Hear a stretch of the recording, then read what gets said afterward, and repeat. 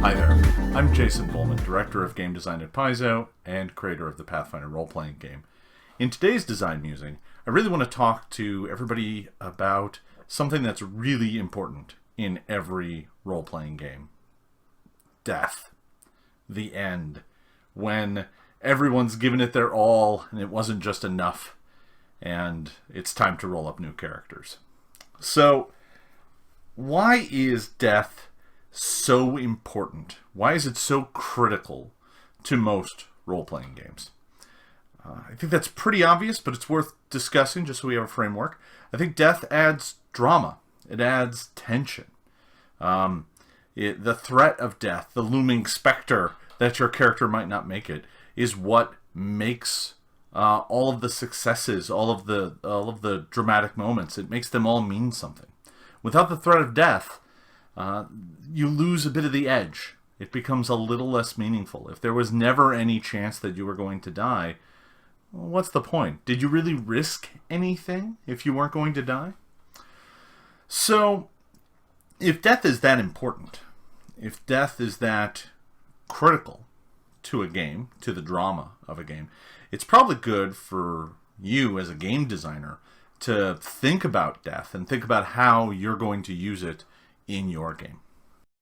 Before we get too deep into it, it's worth looking at kind of the spectrum of death.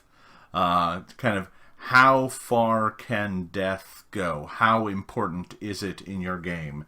Is it rare? Is it common? On one end, death is almost an expected component of a game. If you look at most horror games, characters dying is kind of a part of the assumption. I mean, there are some games out there, I'm thinking of Dread in particular, where it's very likely that you're going to have multiple characters die every session. That's just part of the narrative story. You look at other games like Call of Cthulhu, and that's almost as common. Maybe not every session, but the threat of your character just getting wiped out by one die roll is pretty common. It's pretty prevalent.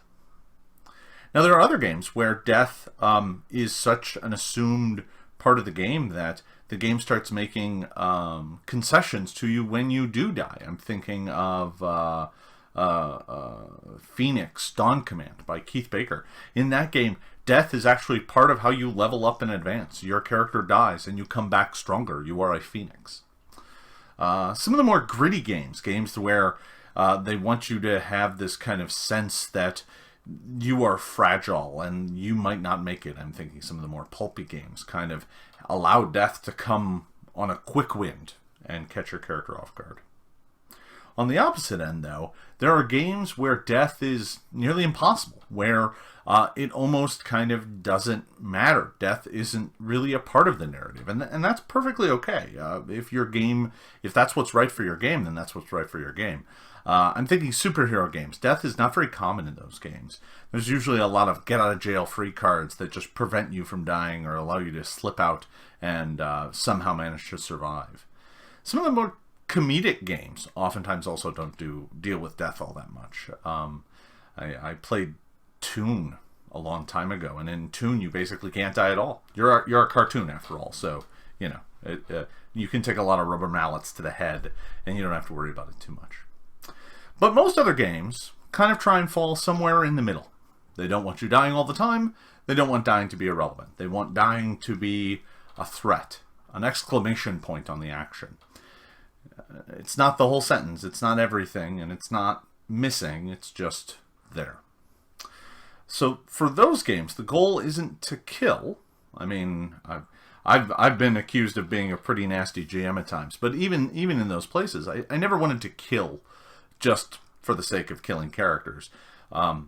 For those, in those sorts of situations, you want death to make it all matter. You want to make the story count by having death be a real factor in the game. This usually requires death to be kind of looming. It's always near, but it's preventable and you can see it coming. And that's where the heart of some of your mechanics might come into play.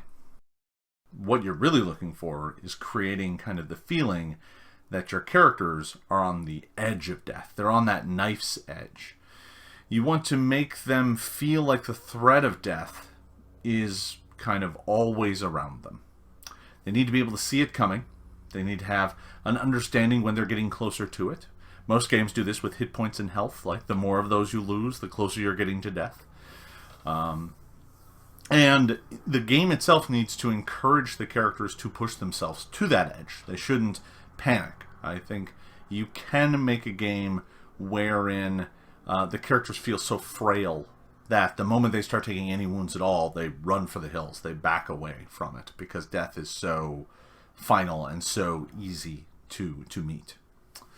So you want the characters to kind of find themselves sliding ever closer as the drama ratchets up, as the tension ratchets up.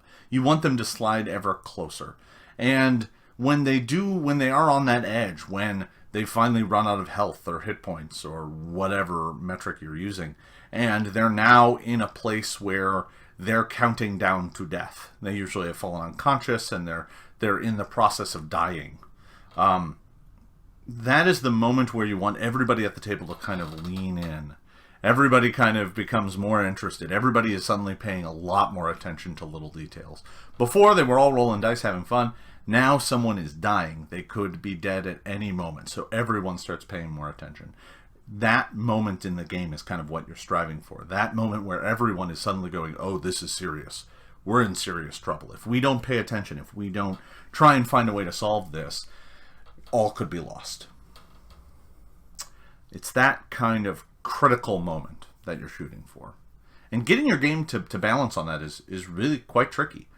You want to give the players a chance to stop it, right? You want them to be able to rush in and save the person, to prevent them from dying.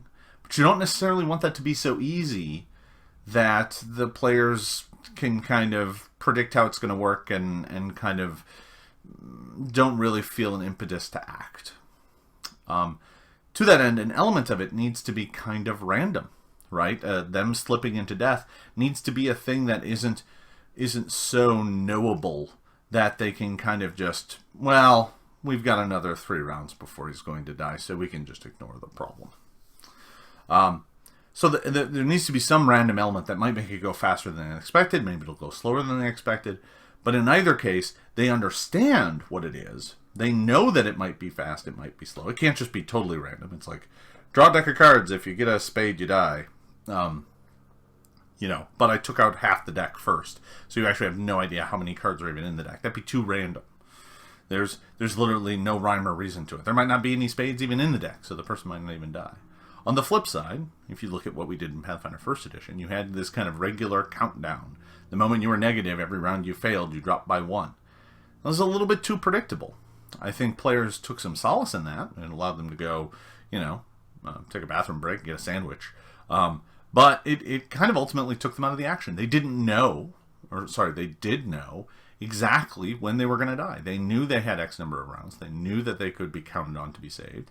Being at -2 generally meant that you got a 15-minute break. So if you go to a system wherein there's some random element to it, right? It could be worse, it could be better. Then most people's minds will roll around to the worst. They'll start assuming kind of, all right, this is the worst that could happen, so we better do something just in case. It demands that the players act or they risk death. So what happens if the player slips over the edge? You've tightened it down and the player goes all the way to the point where they die. They actually succumb to their wounds. The players can't heal them, they don't get there in time, and the player dies. I think a famous captain once said, how we deal with death is at least as important as how we deal with life.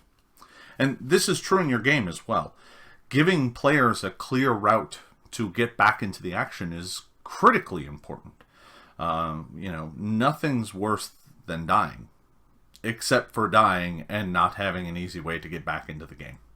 So if you're designing your game, you're going to want to think about this. And there's a couple different routes you can take. If they're low-level characters and they're not supposed to come back from the dead, as is with most fantasy games, character generation is easy enough that they can generally make a character and jump back in rather quickly. If character generation is more onerous, you're going to have to look for other solutions. Maybe characters can come back from the dead. Maybe there's a way the rest of the people can perform some lengthy ritual at great cost to return them to life. Or maybe your game might want to include a series of NPCs or other minor characters that they can play at least for the rest of the session, so that they can still participate until the end. And then between sessions, they can make a new character. In any case, it's worth thinking about how someone interacts with dying. I actually think this might be one of the great kind of untapped areas of the game. I've often thought that maybe you could do kind of an interesting thing that when the character dies, you have a side scene with that character journeying to the afterlife. Maybe through that journey, it could be harrowing, but they might be able to find a way back on their own. That'd be kind of fun. But anyway, no matter what path you take, no matter what route you decide to explore, you want to make sure that the player finds a way to rejoin the fun as quickly as possible. If they did just come up to the edge of death, you want to make sure that they come back with some consequences. You want that journey, that closeness to death, to have some consequences itself. You want the players to feel like, hey, that was really dangerous. I don't want to have that happen again. Let's make sure we take steps to prevent that. You want to engender a situation where the player who just went down plays a little bit more conservatively than they maybe just did. Maybe they hold back and heal up a bit. Maybe they play a little bit more defensive. I think it's equally frustrating for the player who went down as it is for everyone else at the table to have one character keep bouncing back and forth and back and forth and back and forth, right? I think for most of the people playing, that can become a frustrating situation as well, because they can't spend their turns doing fun, cool things themselves. They spend their time healing up the guy who keeps falling down because he can't, because he continues to play recklessly. There's a lot of different ways you can encourage this in a player. We've tried a number of different ways. We looked at maybe slowing you down a bit or keeping you unconscious a little bit, giving the rest of the group time to heal you up appropriately. That way you can run back into the fight with better resources. Some of those are good, some of those are bad, and they take you out of the fun for a bit. They don't give you any choices. And as of the update on Monday, you might notice that we started a brand new kind of thing called the wounded condition. That means every time, for Pathfinder, every time you come back from being unconscious in a fight, the next time you go down, there's a greater chance that you just go straight to being dead. Which means that players who get this condition all of a sudden start going, oh my god, I can't keep going down, otherwise I'm just going to die. No one's going to have a chance to save me because of my choices, because I didn't play cautiously. I don't know that that's a perfect solution. I think it's something we're going to test and see how it works, but it all revolves around this system of death and dying and getting someone close to the edge and making everyone pay attention and getting them to a place where they treat death seriously, where they have that moment of drama and tension. Because if they win, because if they pull it off, it makes that victory that much sweeter. So, all of this is why death and dying is one of the most important rule systems you'll design for your game. There's plenty of others, but this one holds a special place. It's the edge of most dramatic situations. It's critical for an adventure. So, tell me what you think about death and dying in the comments down below. Make sure to like and subscribe if you want to see more videos like this. I release videos every Saturday and Wednesday right now. Although once I hit 500 subscribers, I might start doing a video series on DM tips, talking about how I run games and what you can learn from that. So, thank you for watching. Now get out there and make some great games.